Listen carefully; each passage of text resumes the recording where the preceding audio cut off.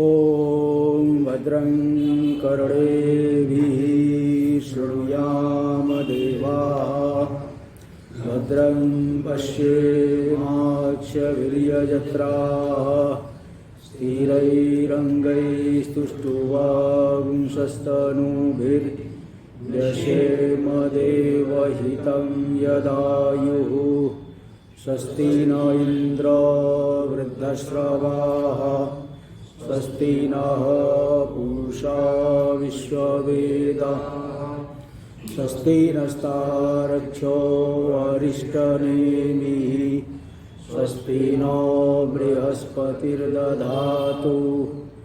ॐ शान्ति शान्ति शान्तिः। शङ्करं शङ्कराचार्यं केशवं बादरायणं सूत्रभाष्य कृतो वन्दे भगवन्तौ पुनः पुनः। ईश्वरो गुरुरात्मेति मूर्तिभेदविभागिने व्योमवद्व्याप्तदेहाय दक्षिणामूर्तये नमः। ॐ शान्ति शान्ति शान्तिः। अथर्ववेदीय मांडुक्योपनिषद का जो है सप्तम मंत्र तक हो गया है और मतलब प्रथम आगम प्रकरण ही चल रहा है, उसका सप्तम मंत्र भी हो गया है और इसका 11 नंबर तक की कारिका भी हो गई। इसमें बता दिए कि जो विश्व और तेजस है कार्य कारण दोनों से युक्त है। कार्य है अन्यथा ग्रहण भ्रांति द्वैत दर्शन और कारण है अग्रहण आवरण शक्ति और विक्षेप शक्ति कुल मिला के कहना चाहते हैं। विश्व में आवरण भी है और विक्षेप भी है, तेजस में भी आवरण भी है और विक्षेप भी है। लेकिन प्राज्ञ कारणबद्धस्तु, जो प्राज्ञ है वो केवल आवरण से युक्त है, अग्रहण से युक्त है, अन्यथा ग्रहण नहीं है। द्वैत दर्शन वहाँ द्वैत दर्शन रूपी भ्रांति उसमें नहीं है। और तुर्य में तो कार्य कारण दोनों ही नहीं है, अग्रहण अन्यथा ग्रहण दोनों ही नहीं है। ये यहाँ तक तो हो गया था। आगे अभी इसका पूछ रहे हैं, पहले कारिका ही देखिए 12 नंबर कारिका। नात्मानं न परांश्चैव न सत्यं नापि चानृतं प्राज्ञ किंचन संवेत्ति तुर्यं तत्सर्वदृक् सदा। नात्मानं न परांश्चैव न सत्यं नापि चानृतं प्राज्ञं किंचन संवेत्ति तुर्यं तत्सर्वदिक् सदा। नात्मानं न परांश्चैव, प्राज्ञ आत्मानं न वेत्ति। जो प्राज्ञ होता है अपने को भी नहीं जानता। मैं नींद में मैं सोया हुआ हूँ, ये इस रूप में थोड़ी जान रहा है वह। अपने को भी नहीं जानता। न परांश्चैव, और अपने से भिन्न जो विश्व तेजस है उनको भी नहीं जान रहा है प्राज्ञ। न सत्यम, सत्य से लेना व्यावहारिक सत्य, व्यावहारिक सत्य पदार्थों को भी नहीं जान रहा है।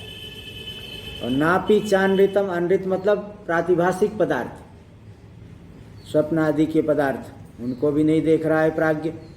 तो प्राज्ञ किंचन न संवेत्ति, आत्मानं न संवेत्ति, परांश्च न संवेत्ति, सत्यम न संवेत्ति, नपि अनृतम संवेत्ति, किंचन न संवेत्ति। कुल मिला के प्राज्ञ कुछ भी नहीं जान पा रहा है। न अपने को जानता है, न विश्व आदि को जानता है, न व्यावहारिक सत्य को जानता है, न प्रातिभाषिक पदार्थ को जानता है।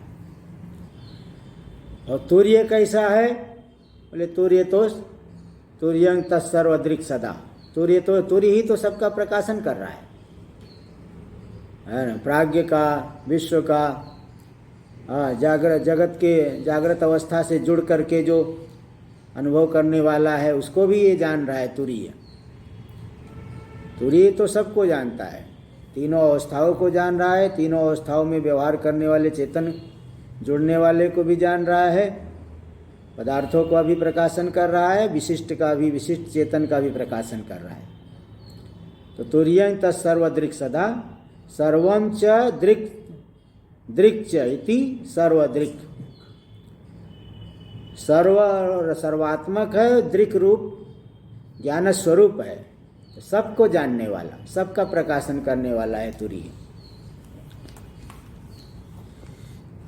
टीका में देख लीजिए, प्राज्ञस्य कारण बद्धत्वं साधयति। प्राज्ञ तो कारण से बद्ध है, आवरण शक्ति से युक्त है, अग्रहण से युक्त है, इसको सिद्ध करे। नात्मानं न परांश्चैव न सत्यम नापि चानृतम प्राज्ञ किंचन संवेति। प्राज्ञ कुछ भी नहीं जानता, इन सभी में से किसी को भी नहीं जानता। तुरीयस्य कार्य कारणाभ्याम असंस्पृष्टत्वं स्पष्टयति। जो तुरीय है, शुद्ध आत्मा है, कार्य कारण दोनों से ही असंस्पृष्ट है, इसको स्पष्ट करे। तुर्यम तत्सर्वदृक् सदा। तुरीय जो है सबका दृष्टा है।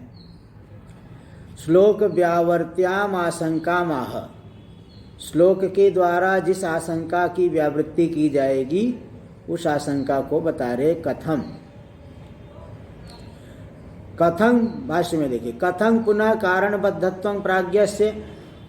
प्राज्ञ में कारणबद्धत्व, कारण से युक्त है प्राज्ञ, ऐसा कैसे कह रहे हो? प्राज्ञ कारण से युक्त है, ऐसा कैसे आप बता रहे हो? तुरीये वा तत्वाग्रहण अन्यथा ग्रहण लक्षणों बंधव न सिद्ध्यते इति। तुरीय में तत्व का ग्रहण भी नहीं है और अन्यथा ग्रहण रूपी बंधन भी नहीं है, ये दोनों ही नहीं है, कैसे आप बता रहे हो? प्राज्ञ कारण से बद्ध है और तुरीय में अग्रहण अन्यथा ग्रहण दोनों ही बंधन नहीं है, ये आप कैसे बता रहे हो? ये बताओ। टीका में देखिए, वा शब्दात कथम इत्यस्य अनुवृत्ति सूच्यते। वा शब्द देने से तुरीय में भी, वहां भी कथम की अनुवृत्ति ले लेना। कथम वा तुरीये तत्वाग्रहणान्यथा ग्रहण लक्षणों बंधव न सिद्ध्यत इति। तो वा शब्द से वहां भी कथम को ले देना। और प्रथम चोद्योत्तरत्वेन पादत्रयं व्याचष्टि। प्रथम शंका की है कि प्राज्ञ कारण से बद्ध है, कैसे बद्ध है बताओ? तो यहाँ बताए कि क्योंकि वह नहीं जानता, ज्ञान है ना, अग्रहण है, इसलिए वह कारण से बद्ध हो गया। यस्माद् इति भाष्य में, यस्माद् आत्म विलक्षणम अविद्या बीज प्रसूतम बाह्यं द्वैतं प्राज्ञो न किंचन संवेत्ति। आत्मा से विलक्षण जो अविद्या से प्रसूत है द्वैत, बाह्य द्वैत, आत्म विलक्षण जो द्वैत है, द्वैत के आत्मा, आत्मा से थोड़ी आत्म विलक्षण है, यानी अनात्मा है ना। देखो टीका में दे दी, विलक्षणम यानी अनात्मानम इति यावत। आत्मा से जो विलक्षण है द्वैत यानी अनात्मा है। पहले बताए आत्मा कैसा है, सच्चिदानंद रूप है, और जगत जो है असद है, दुखात्मक है, और चिद नहीं बल्कि जड़ है। आत्मा जो है एक है, जगत अनेक है। इस तरह से दोनों में भेद है, इसलिए अनात्मा इसको कहा जाता है।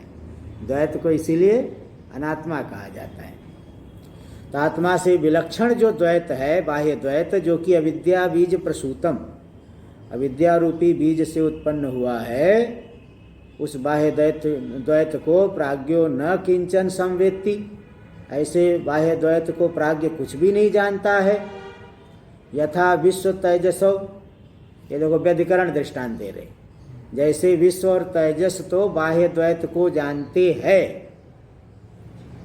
उस प्रकार से प्राज्ञ बाह्य द्वैत को नहीं जानता। तो कैसे नहीं जानता? टीका में देख लीजिए, अनृतम इत्यस्य व्याख्यानम अविद्या बीज प्रसूतम। अनृतम की व्याख्या हो गई अविद्या बीज प्रसूतम, अथवा अनृतम का दूसरा अर्थ तो प्रातिभाषिकम पदार्थम, ऐसा भी अर्थ ले सकते हो। द्वैतम द्वितीयम असत्यम इत्यर्थ। जो द्वैत मतलब जो द्वितीय है, तो असत्य, जो असत्य पदार्थ है। 4 नंबर टिप्पणी में दे दिए, व्यावहारिक सत्यम इति यावत, व्यावहारिक सत्य पदार्थ। सत्यम इत्येव वा पाठ, अथवा सत्यम ऐसा ही पाठ है। तो ऊपर जो सत्यम तो है, हमारी पुस्तक में तो सत्यम ही दिया है। हाँ, तो सत्यम इति वा पाठ दे रहे, तो सत्यम ही तो है हमारी पुस्तक में, तो ही दिया है। चलो, वैधर्म्य उदाहरणम, वैधर्म्य उदाहरण दे रहे हैं कि विश्व तेजस यथा विश्व तेजसो, हाँ, यथा विश्व तेजसो बाह्यम द्वैतम संवित्तः व्यक्ति वित्तः विदन्ति। बाह्य द्वैत को जानते हैं, लेकिन प्राज्ञ इस तरह से नहीं जानता। ये वैधर्म्य दृष्टांत हो गया। प्राज्ञस्य विभाग विज्ञानाभावे फलमाह, प्राज्ञ को जब विभाग का ज्ञान नहीं हुआ तो क्या फलित हुआ? तो बता रहे ततस्य असौ तत्वाग्रहणेन तमसा अन्यथा ग्रहण बीज भूतेन बद्धो भवति। इस कारण से वह जो प्राज्ञ है तत्व के अग्रहण रूपी तम से, जो अग्रहण रूपी तम कैसा है? अन्यथा ग्रहण बीज भूतेन, अन्यथा ग्रहण का जो बीज रूप है, ऐसे तत्वाग्रहण रूपी कारण से वह बद्धो भवति, बद्ध हो गया है, युक्त हो गया है, इसलिए वह विभाग को नहीं जान पा रहा है। अग्रहण अन्यथा ग्रहण नहीं है, उसमें विभाग आवरण शक्ति प्रधान है, दोनों नहीं है, विक्षेप नहीं है, आवरण ही है, इसलिए वह विभाग को नहीं जान पा रहा है। अन्यथा आग्रहण ऐसा होगा, अन्यथा ग्रहण, अग्रहण नहीं, अन्यथा ग्रहण। कहाँ ग्रहण है? प्राज्ञ की बात कर रहे हैं हम। हाँ, प्राज्ञ की बात बता रहे हैं ना। प्राज्ञ तो अन्यथा ग्रहण नहीं कर रहा है। हाँ, तो आग्रहण होना चाहिए। तत्वाग्रहणेन तमसा अन्यथा ग्रहण बीज भूतेन, अन्यथा ग्रहण नहीं, अन्यथा ग्रहण का जो बीज, भ्रांति का कारण जो आवरण है ना, बीज, अन्यथा ग्रहण बीज भूतेन बद्धो भवति, बद्ध होता है। यथोक्ते तमसी कार्यलिंगकम अनुमानम सूचयति, यथोक्त तम में कार्यलिंगक अनुमान सूचित कर रहे, अन्यथा ग्रहण बीज भूतेन, तो यहाँ पे कार्यलिंगक अनुमान दे रहे। देखो टीका में दे रहे, टिप्पणी में 5 नंबर टिप्पणी में, अन्यथा ग्रहणम आत्मातिरिक्त भावोपादानकम भाव कार्यत्वात् घटादिवत, है ना। देखो इसको, ये महाविद्या अनुमान यहाँ भी है, ये भी महाविद्या अनुमान है। दृष्टांत में घटाते समय अलग प्रकार से घटाएंगे, और पक्ष में घटाते समय अलग प्रकार से घटाएंगे। यत्र यत्र भाव कार्यत्वम तत्र तत्र आत्मातिरिक्त भावोपादानकत्वम, जैसे घट है, तब दृष्टांत में घटाओ, आत्मातिरिक्त कौन सा भाव उपादान है घट का? कपाल ले लो, मृतिका ले लो, है ना। तो भाव पदार्थ उपादान हुआ कि नहीं? वो आत्मा से अतिरिक्त है, केवल आत्मा से थोड़ी घट बनेगा। घट बनाने के लिए मृतिका लानी पड़ेगी, कपाल आदि बनाने, 2 कपाल जोड़ते हैं, तो ये जो है मृतिका उपादान हो गया, आत्मा से अतिरिक्त। ऐसे अन्यथा ग्रहण भी भाव कार्य है, इसलिए आत्मा से अतिरिक्त भावोपादानकत्व आएगा, जो कि अग्रहण सिद्ध हो गया, अग्रहण सिद्ध हुआ, आवरण शक्ति सिद्ध हो गई। इसलिए इस तरह से देखो, तो यहाँ पे आत्मातिरिक्त भाव पद से दृष्टांत में घटाते समय मृतिका को लेना पड़ा, और यहाँ पे घटेगा अग्रहण, अग्रहण की सिद्धि हो जाएगी। इसलिए यही महाविद्या अनुमान है, दृष्टांत में घटाते समय उसी पद से अन्य को लिया जाएगा, और पक्ष में घटाते समय उसी पद से किसी अन्य को लेंगे, तो भिन्न भिन्न, इसलिए महाविद्या अनुमान हो गया। इत्येवं विधम अनुमान, ये कार्यलिंगक अनुमान सूचित हो गया कि अन्यथा ग्रहण का कोई न कोई तो कारण है, भाव कारण है, जो कि अग्रहण हो गया। ये कार्यलिंगक अनुमान उस तम में सूचित कर रहे हैं, अन्यथा ग्रहण बीज भूतेन बद्धो भवति। द्वितीयम चोद्यम, अब दूसरी शंका किए थे कि जो तुरीय है उसमें अग्रहण और अन्यथा ग्रहण दोनों ही बंधन सिद्ध नहीं हो रहा है, कैसे, कथम? पहले शंका का तो कारणबद्धत तो कैसे प्राज्ञ में तो बता दिए, और दूसरी शंका थी कि तुरीय में अग्रहण अन्यथा ग्रहण रूपी दोनों बंधन नहीं है, कैसे? तब इसको बता रहे हैं द्वितीयम चौद्यम चतुर्थ पाद व्याख्याने न प्रत्याख्याति। द्वितीय शंका को चतुर्थ पाद के व्याख्यान के माध्यम से निराकरण कर रहे यस्माद इत्यादि न। यस्मात् तुरीयं तत्सर्वदृक् सदा, तुरीय जो है सदा सभी का प्रकाशक है, सर्वद्रष्टा है।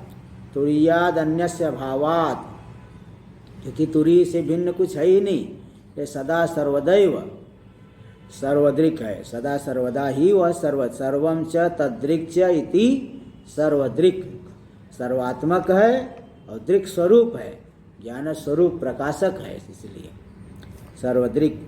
तस्मात् न तत्वाग्रहण लक्षणं बीजम तत्र, तत्वाग्रहण रूपी अग्रहण रूपी बीज भी वहां पे नहीं है, और बीज ही नहीं रहा तो वृक्ष कहाँ से होगा? अग्रहण नहीं तो अन्यथा ग्रहण कहाँ से रहेगा? तत्प्रत्सूत से अन्यथा ग्रहणस्यापि अतएव अभाव, अतः बीजा भावादेव, अग्रहण ही नहीं तो अन्यथा ग्रहण कहाँ से होगा? भाव, क्योंकि नहीं सवितरी सदा प्रकाशात्मके, क्योंकि जो सविता है सदा प्रकाशात्मक है, उसमें तद विरुद्धम अप्रकाशनम अन्यथा प्रकाशनम वास नहीं संभवत। प्रकाशात्मक सदा प्रकाशात्मक सविता में उस प्रकाश के विरुद्ध अप्रकाश और अन्यथा प्रकाशनम, ये दोनों ही संभव नहीं है। तो जो ज्ञान स्वरूप है उसमें अग्रहण अन्यथा ग्रहण दोनों ही नहीं है। टीका में देख लीजिए, सदैव तुरीयाद अन्यस्य भावात्, तुरीय से अन्य तो कोई है ही नहीं, इसलिए तुरीयम एवं सर्वम, तुरीय ही सब कुछ है, तुरीय सर्वात्मक है। तच्च सदा दृग रूपम, वह सदा दृग रूप है। तो यहाँ बता रहे कि जो सविता है सदा प्रकाशात्मक है, उसमें उसके विरुद्ध अप्रकाशन अन्यथा प्रकाशन संभव ही नहीं है। तत्र, तत्र का अर्थ दे रहे, ऊपर तत्र है ना, न तत्वाग्रहण लक्षणं बीजम तत्र, तत्र मतलब तत्र से किसको लेंगे तब बता रहे। अच्छा, टीका में प्रथम पंक्ति से, सदैव तुरीयाद अन्यस्य भावात्, तुरीय से भिन्न तो कोई है ही नहीं, कभी भी नहीं है, इसलिए तुरीयम एवं सर्वम, तुरीय ही सर्वात्मक है। तच्च सदा दृग रूपम, और वह सदा दृग रूप है, तुरीय ज्ञान स्वरूप है। इति तस्मात्, क्योंकि एक यह ऐसा वस्तु स्वभाव है, तस्मात् इसीलिए उसमें अग्रहण अन्यथा ग्रहण दोनों ही नहीं है। तत्र, तत्र का मतलब ये तत्र के परिपूर्णम चिदेकतानं तुरीयं परामृश्यते, परिपूर्ण जो चैतन्य एक रस तुरीय का तत्र पद के द्वारा ले लेना चाहिए, उसमें तुरीये, बीजम तत्र यानी तुरीये। अतएव, अन्यथा ग्रहण क्यों नहीं बोले? अतएव, ततएव का अर्थ कर दिए कारणाभावात्, बीजाभावात्, कारणाभावे कार्यानुपत्तिर इत्यर्थ, कारण नहीं होने पर कार्य भी संभव नहीं, ये अर्थ है। तुरीये तत्वाग्रहण अन्यथा ग्रहणयोर असंभवम दृष्टांतेन साधयति, तुरीय में तत्व का ग्रहण भी संभव नहीं है, अन्यथा ग्रहण भी संभव नहीं है, इस बात को दृष्टांत के द्वारा सिद्ध कर रहे नहीं। नहीं द्रष्टोर दृष्टेर भी परिलोपो विद्यते इति श्रुते, दृष्टा की स्वरूप भूता दृष्टि का भी परिलोप नहीं होता है कभी भी, दृष्टा की जो स्वरूप भूता दृष्टि है उसका कभी लोप नहीं होता। इति श्रुते, श्रुति है। यह तो तुरीय से सदा दृगात्मत्वम उक्तम, टीका में जो तुरीय में सदा दृगात्मत्व है। अच्छा, ये दृष्टांत तो ऊपर दिए, सवितरी वाला लेना, और प्रमाण ये है, नहीं से जो है ऊपर दृष्टांत से वही सविता वाला लेना। यत् तो तुरीय से सदा दृगात्मत्वम उक्तम तत्र प्रमाणम, अब प्रमाण यहाँ दे रहे कि अब नहीं द्रष्टुर दृष्टेर भी परिलोपो विद्यते, प्रमाण है, ऊपर वाला दृष्टांत है, सविता वाला तो दृष्टांत हो गया, और ये प्रमाण दे रहे। तो जो तुरीय में सदा दृगात्मत्व कहा गया तत्र प्रमाणमाह, उसमें प्रमाण दे रहे, नहीं द्रष्टुर दृष्टेर विपरिलोपो विद्यते इति श्रुते। दृष्टा की जो स्वरूपभूता दृष्टि है उसका कभी लोप नहीं होता है। टीका में चतुर्थ पादं प्रकारांतरेण योजयति, चतुर्थ पाद को अन्य प्रकार से जोड़ते। अथवा जागृत स्वप्नयोः सर्वभूतावस्थः सर्ववस्तु दृगाभासस्तुरीय एव इति सर्वदृक् सदा। जागृत और स्वप्न में सर्वभूतावस्थ जो है सभी भूतों में अवस्थित सर्ववस्तु दृगाभास, यानी सभी भूतों में अवस्थित होकर के प्रकाशक रूप से भासित हो रहा है, वह तुरीय है। जागृत और स्वप्न में भी सभी भूतों में अवस्थित होकर के प्रकाश सर्व वस्तु दृगाभास, सभी वस्तुओं के दृष्टा रूप से प्रकाशित होने वाला तुरीय है। इति सर्वदृक् सदा, इसलिए कह दिए कि सर्वदृक् सदा। सदा इसलिए मतलब वो तीनों अवस्थाओं में, तीनों के चारों अवस्था समाधि दशा भी ले लो, सभी दशा में प्रकाशन करने वाला तुरीय है। टीका में चतुर्थ पादं प्रकारांतरेण योजयति, चतुर्थ पाद को अन्य प्रकार से जोड़ दिए कि सभी भूतों में अवस्थित होकर के जागृत और स्वप्न में भी सर्व वस्तु के दृष्टा रूप से भासित होने वाला तुरीय ही है, इसलिए सर्वदृक् सदा कह दिया गया। तत्रापि श्रुतिम अनुकूलयति, इस विषय में भी श्रुति को अनुकूल रूप से प्रस्तुत कर रहे, प्रमाण दे रहे। नान्यद अतो अस्ति दृष्टि इत्यादि श्रुते, इस तुरीय से भिन्न कोई दृष्टा नहीं है, आत्मा से भिन्न कोई दृष्टा नहीं है, ये श्रुति प्रमाण है इसमें। टीका में अनुमान प्रयुक्तांग तुरीयेपि कारणबद्धत्वा शंकांग परिहरत। बोले ठीक है, तो तुरीय में भी कारणबद्धत्व क्यों नहीं है? अनुमान से उसमें भी, क्योंकि अग्रहण अन्यथा ग्रहण नहीं हो रहा है तो अग्रहण होना चाहिए नहीं, तो हाँ अग्रहण अन्यथा ग्रहण, ठीक है, अन्यथा ग्रहण नहीं है तो भी तो अग्रहण तो होना चाहिए ना। द्वैत का ग्रहण वहां पे है तो कारण से तो बद्ध हो गया तुरीय, अन्यथा ग्रहण तो नहीं है तुरीय में, लेकिन अग्रहण तो होना चाहिए, द्वैत का ग्रहण है वहां पे। अनुमान के द्वारा तुरीय में भी कारणबद्धत्वा शंकांग परिहरत, कारणबद्धत्व की आशंका का परिहार कर रहे हैं अनुमान के द्वारा। अनुमान दूसरी पंक्ति में टीका में दे रहे हैं। अच्छा पहले आगे देख लीजिए। द्वैतस्य, सीधे श्लोक ही पहले देखिए। द्वैतस्याग्रहणं तुल्य मुभयोः प्राज्ञतुर्ययोः बीजनिद्रायुतः प्राज्ञः सा च तुर्येण विद्यते। द्वैतस्याग्रहणं तुल्यम् उभयोः प्राज्ञतुर्ययोः बीजनिद्रायुतः प्राज्ञः सा च तुर्येण विद्यते। प्राज्ञतुर्ययोः उभयोः द्वैतस्य ग्रहणं तुल्यम्। प्राज्ञ और तुर्य दोनों में ही द्वैत का अग्रहण, द्वैत का ज्ञान नहीं होना, द्वैत का भान नहीं होना, ये तो दोनों में ही है। प्राज्ञ भी द्वैत को का दर्शन नहीं कर रहे हैं, तुरीय में तो है ही नहीं, लेकिन प्राज्ञ में तो अग्रहण मतलब अज्ञान है, आवरण है।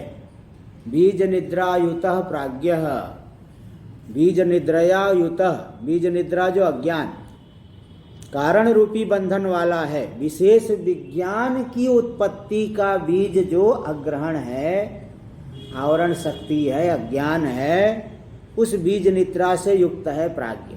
इसीलिए वह द्वैत दर्शन जागृत आदि अवस्थाओं में जाके करता है। और साच तुर्ये न विद्यते, वो जो बीज निद्रा है, विशेष विज्ञान की उत्पत्ति का बीज जो निद्रा अज्ञान, या निद्रा से अज्ञान को लेना, वह निद्रा तुरीय में विद्यमान नहीं है। तो इस तरह से ऐसा नहीं कह सकते कि जैसे प्राज्ञ में अग्रहण है वैसे ही तुरीय में अग्रहण हो जाए, तो द्वैत का तो अग्रहण है ही, लेकिन वो जिसको हम आवरण शक्ति कहते, अज्ञान कहते, वो अज्ञान तुरीय में नहीं है। ठीक है, मैं देखिए, श्लोकस्य तात्पर्यम संगृह्णाति, श्लोक के तात्पर्य का संग्रह कर रहे हैं। निमित्तांतरेति, निमित्तांतर प्राप्ता शंका निवृत्त्यर्थो या अयम श्लोक, अन्य निमित्त से प्राप्त आशंका की निवृत्ति के लिए यह श्लोक लाया गया। इस श्लोक से अन्य निमित्त के द्वारा जो आशंका, कारण रूप बंधन क्यों नहीं है तुरीय में, वह तुरीय कारण रूप बंधन वाला क्यों नहीं है, क्योंकि वहाँ पे भी प्राज्ञ के समान द्वैत का आग्रहण है, तो प्राज्ञ में जैसे कारण रूपी बंधन है तुरीय में भी तो होना चाहिए। इस शंका की निवृत्ति के लिए श्लोक आया है। देखो, इसका अनुमान वाक्य दे रहे टीका में, विमतं तुरीयम तुरीयम कारणबद्धं द्वैताग्रहणत्वात् प्राज्ञवत्। विमत जो विरुद्धत्वेन मत, क्योंकि पूर्व पक्षी कह रहा है तुरीय में भी अग्रहण है, आवरण है, तो विमतम तुरीयम कारणबद्धम, विमतम से तुरीयम को लेना। यह जो तुरीय है कारण से बद्ध है, कारण दशा वाला है, अज्ञान से युक्त है। क्यों? क्योंकि द्वैताग्रहणत्वात्, द्वैत का अग्रहण है वहाँ पे। प्राज्ञवत, प्राज्ञ के समान यत्र यत्र द्वैताग्रहणत्वम तत्र तत्र कारणबद्धत्वम, जहाँ जहाँ द्वैत का ग्रहण है वहाँ कारण से बद्धत्व है। तो इति अनुमानमेव दर्शयन्, इस अनुमान को दिखाते हुए निमित्तांतरमेव स्फोरयति, निमित्तांतर का स्पष्टीकरण कर रहे हैं कि अन्य निमित्त है, अन्य निमित्त को लेकर के कारण रूपी बंधन होना चाहिए। इसको पहले स्पष्ट कर रहे। कथम द्वैताग्रहणस्य तुल्यत्वात् कारणबद्धत्वं प्राज्ञस्यैव न तुरीयस्य। द्वैत का ग्रहण तो दोनों में ही है, प्राज्ञ में भी है तुरीय में भी है, तो प्राज्ञ में आपने कारण रूपी बंधन माना, तुरीय में क्यों नहीं मान रहे हो? यही कह रहे, कथम द्वैताग्रहणस्य तुल्यत्वात् कारणबद्धत्वं प्राज्ञस्यैव न तुरीयस्य।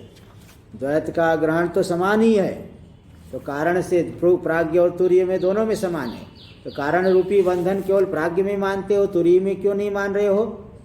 प्राज्ञस्यैव न तुरीयस्य, तुरीय में क्यों नहीं माने?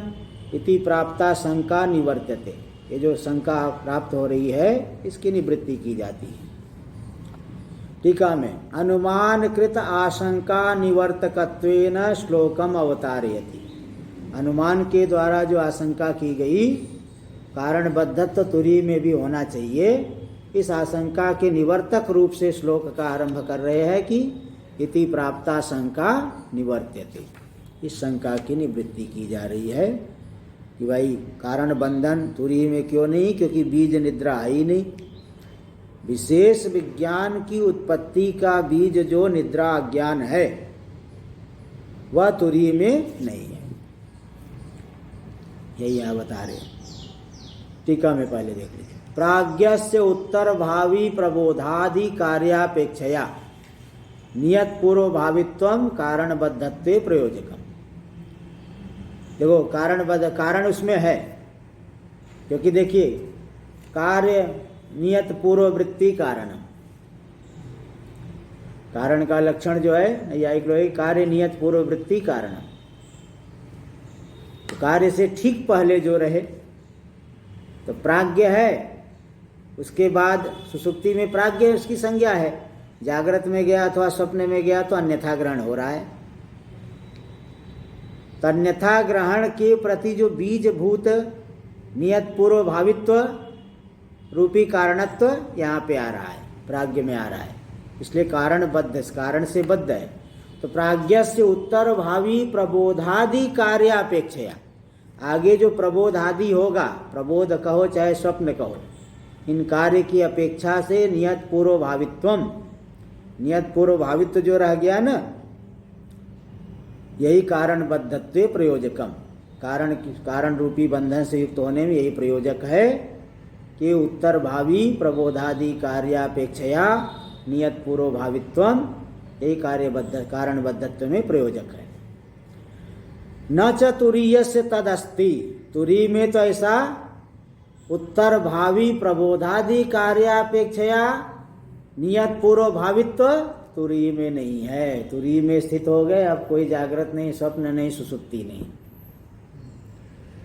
उसमें तो कुछ है ही नहीं तुरी में, है ना। इसलिए नियत पूर्व भावित्व रूपी प्रयोजक, कारण बद्धत्व में जो प्रयोजक है नियत पूर्व भावित्व, किससे नियत पूर्व भावित्व?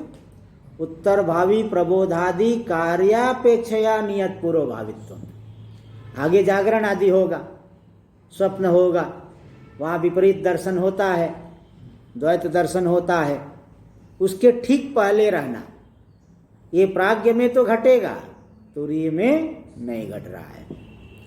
इसलिए वहाँ पे कारण बद्धत्व तुरीय में न च तुरीयस्य तदस्ति, उत्तर भावी प्रबोधादि कार्यापेक्षया नियत पूर्व भावित्वम तुरीयस्य नास्ति। आगे जो प्रबोध आदि कार्य की अपेक्षा से नियत पूर्व भावित्व तुरीय में नहीं है। इति अप्रयोजको हेतु, इसलिए आपका जो हेतु हो गया अप्रयोजक, अनुकूल तर्क से शून्य हो गया। आपने अनुमान क्या किया था? विमतं कारण बद्धं द्वैता ग्रहणत्वात् प्राज्ञवते, पूर्व पक्षी ने अनुमान किया था। हम कहेंगे कि हेतु रस्तु साध्यम मास्तु, हेतु हो, द्वैता ग्रहणत्व हो, लेकिन कारण बद्धत्व न हो। क्या आपके पास अनुकूल तर्क है? अनुकूल, अगर उत्तर भावी प्रबोधादि कार्यापेक्षया नियत पूर्व भावित्व रहता तब तो अनुकूल तर्क हो जाता।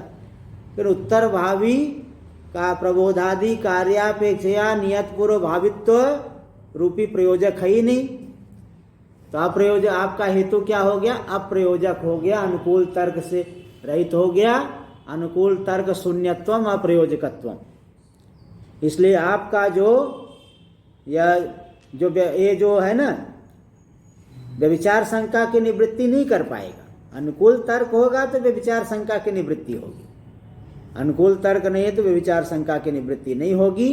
इसलिए तुरीय में कारण बद्धत्व की सिद्धि नहीं होगी। और इसके अतिरिक्त और भी बता रहे, तो इसी को दे रहे हेतुरीत्या अप्रयोजको हेतुरीत्या यस्माद, भाष्य में यस्माद बीज निद्रा युतस, क्योंकि बीज निद्रा से युक्त है प्राज्ञ, और वह बीज निद्रा तुरीय में नहीं है। तत्वा प्रतिबोधो निद्रा, निद्रा का मतलब तत्व का अप्रतिबोध, अज्ञान, तत्व का अज्ञान, इसी को बीज निद्रा कहते हैं। सैवच, और उसी अज्ञान से विपरीत ज्ञान होता है। सैवच विशेष प्रतिबोध प्रसवस्य बीजम, विशेष प्रतिबोध जो अन्यथा ग्रहण है, अन्यथा ग्रहण की उत्पत्ति का बीज वही तत्वा प्रतिबोध, तत्व का अज्ञान रूपी निद्रा है।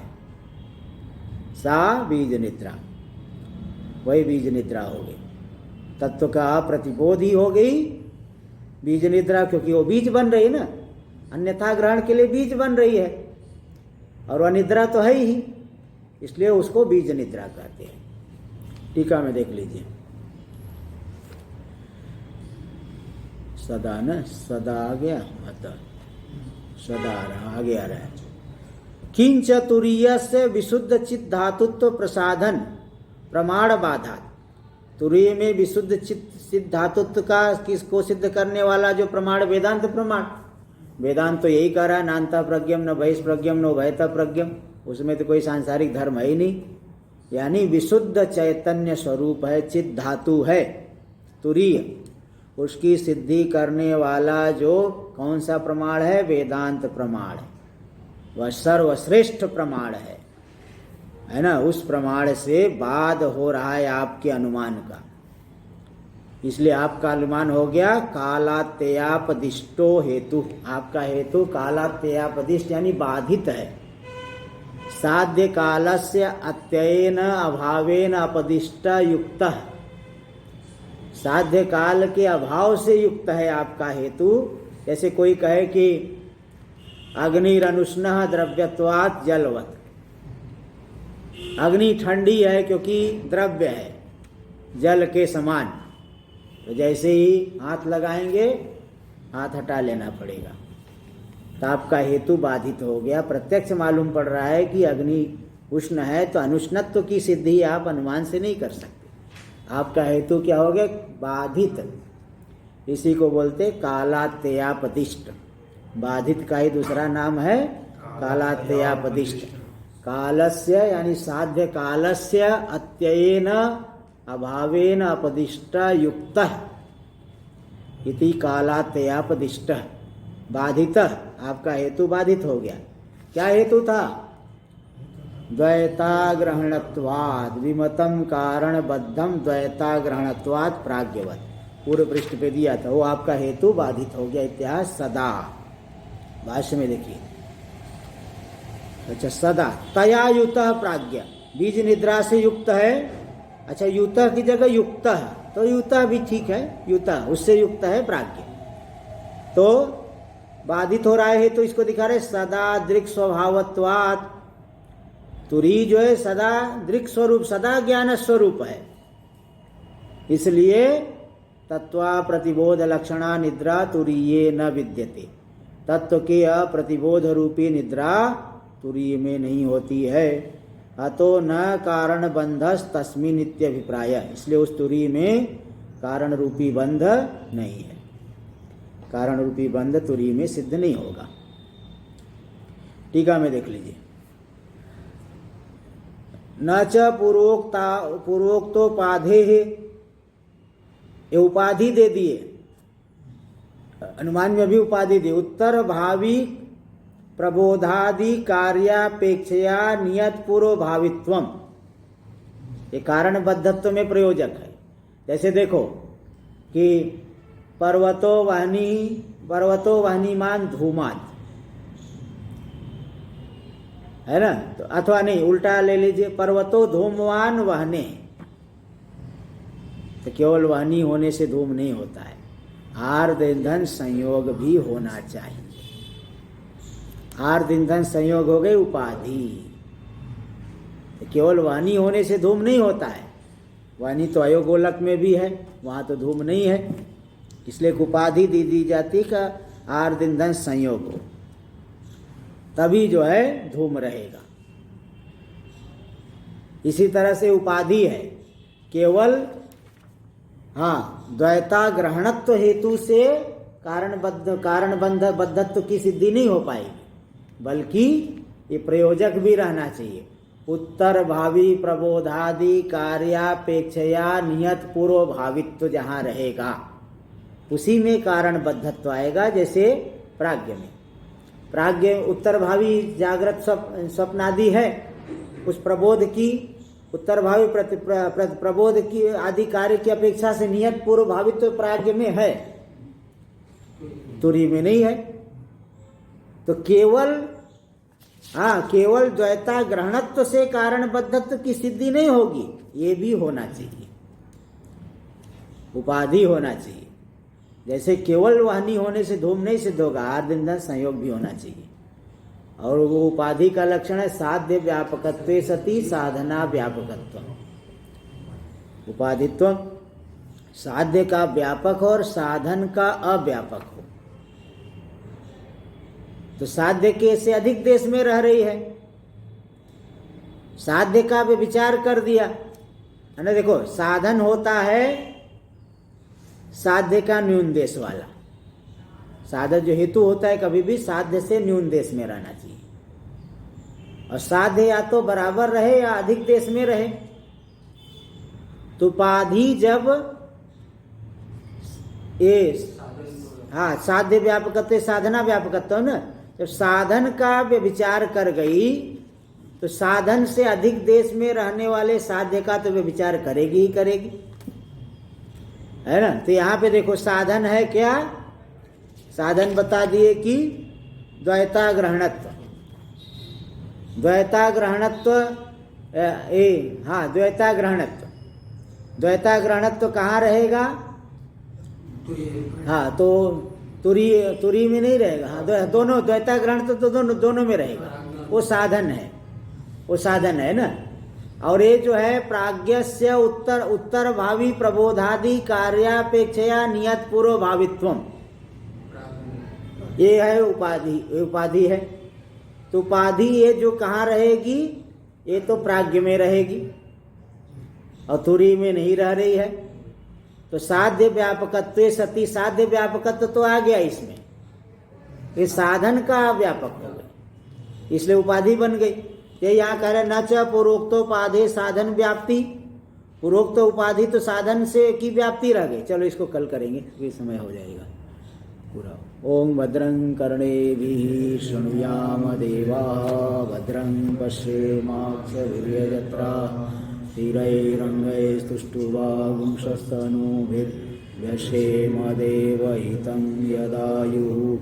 स्वस्ति न इन्द्रो वृद्धश्रवाः, स्वस्ति नः पूषा विश्ववेदाः, स्वस्ति नस्तारक्षो अरिष्टनेमिः, स्वस्ति नो बृहस्पतिर्दधातु।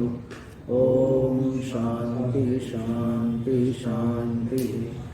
शंकरं शंकराचार्यं केशवं बादरायणं सूत्रभाष्य कृतौ वन्दे भगवन्तौ पुनः पुनः। ईश्वरो गुरुरात्मेति मूर्तिभेद व्योमवद्व्याप्तदेहाय दक्षिणामूर्तये नमः। ओम शांति शांति शांति।